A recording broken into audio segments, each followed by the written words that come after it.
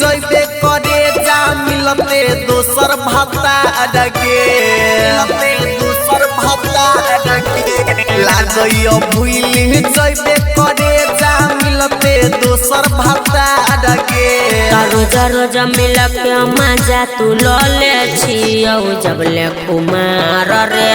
रोजा रोजा मिल के मजा तू ले छियो जबले कुमार रे छोड़ी के जान जैबे ससुरावा के कतैया बुदुला अडगे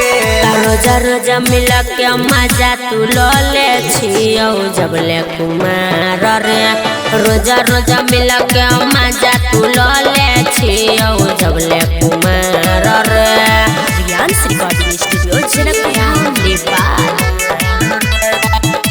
रोजा रोजा मिल के मजा तू ले छियो भरभिंडा गे छोड़ी एको दिना नहीं तू चुमा देले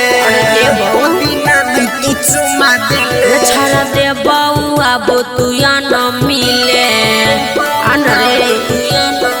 गे छोड़ी एको दिना नहीं तू चुमा देले छाड़ा दे बउआ बो तू या न मिले गे सोया तो हर पल नहीं ले तो ससुरा में करतो प्यार गे रोजा रोजा मिल के मजा तू ले छियो जबले कुमार रे रोजा रोजा मिल के मजा तू ले छियो जबले कुमार रे रियांस रिकॉर्डिंग स्टूडियो जनकपुर नेपाल रोजा रोजा मिल के मजा तू ले छियो भरभिंडा गे छोड़ी टाइम में से ओई है तू टाइम से दी है रे ये बहुत समय से रछरा यादव राजा खूब मजा ली है बुझले की गे छोड़ी टाइम में से ओई है तू टाइम से दी है रछरा यादव राजा खूब मजा ली है सुदीप कृष्णा संगे गे छोड़ी घूमे न गेले बाजार में रोजा रोजा मिल के मजा तू ले छियो जबले कुमार रे